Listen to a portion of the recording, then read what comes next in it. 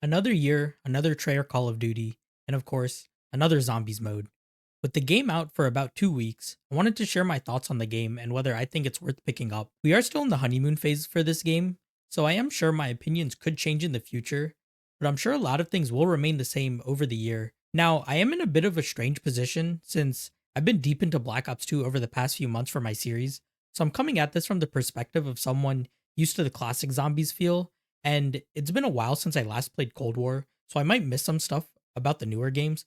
But anyways, let me know what your opinions are on the game and what changes you would like to see. I am genuinely curious what other people think about Black Ops 6 and what you would like to see changed. So simply put, Black Ops 6 feels like an improved version of Cold War Zombies.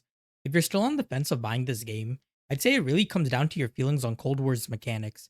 If you weren't a fan of Cold War and preferred the feel of Black Ops 3 or 4's gameplay, this one might not be for you. But if you liked Cold War or didn't mind that shift, Black Ops 6 makes meaningful improvements that are worth checking out. A lot of Cold War mechanics have carried over, but with some better improvements. The create a class system is still here, letting you start each match with your choice of weapon and field upgrade. But now, like in Black Ops 3 and 4, you can set up custom builds for each weapon, so your preferred attachments appear in game instead of random ones.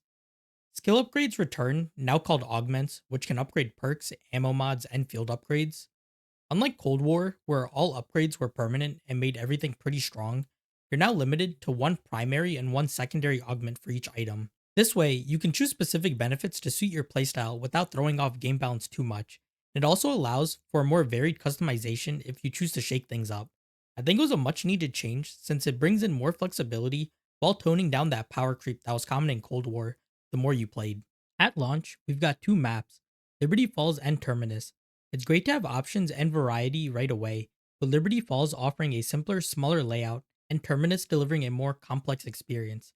Having this variety right out of the gate is great for people who are looking for more of a challenge and newer players or people looking for more of a casual experience, which is nice to see again at launch.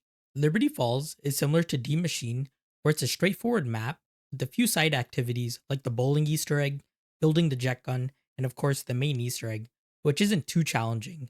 Then there's Terminus, which has a more layered aesthetic and gameplay comparable to something like Marauder Toten, with a more involved main Easter egg and map to explore. We do have vehicles in this map to help traverse to the different islands, and while it is cool and it fits the map's theme, I hope that this doesn't become a staple with future maps. I would much prefer medium sized maps with a decent fast travel option than a larger map that uses vehicles to get around. I won't go too deep into each map here, as I'll cover them individually in upcoming videos, but as launch maps, these are both solid and provide a good balance of variety. When it comes to gameplay, Black Ops 6 feels very similar to Cold War, with a few changes here and there. Guns still use a rarity system that you can upgrade, and we still have 3 tiers of Pack-a-Punch. Zombies also drop loot like armor plates, grenades, and salvage, but now salvage has been reduced to a single rarity, which I think was a smart move. It simplifies the mechanic, making it easier to manage and reduces the RNG of hoping for that rare salvage drop. And the armor system has also been revamped, now using plates. Personally, I'm not a huge fan of this change since reapplying plates constantly can interfere with reloading and can just kind of get annoying having to manage it basically at all times. The point system remains the same as Cold War, giving points on kill rather than on each hit. I would have preferred a points per hit system similar to older games, especially since this game has a lot of things for you to buy, from perks to the 3 tiers of armor and Pack-a-Punch. The current point system feels like it's designed to slow progress down, since it takes until the later rounds to get fully set up, and it also makes it punishing on players if they go down, since perks are so pricey.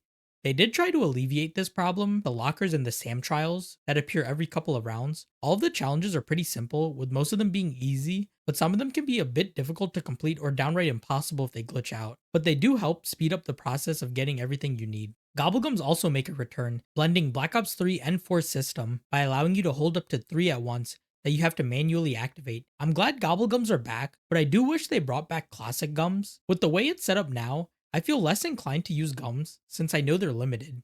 It's like rare items in RPGs where you save them for later, but that later never comes, and you just end up hoarding them. I know it's a mindset change that I need to do, but I wouldn't even mind if the classic gums were straight buns. I just like for there to be a free alternative that I can use every game without the worry of wasting any.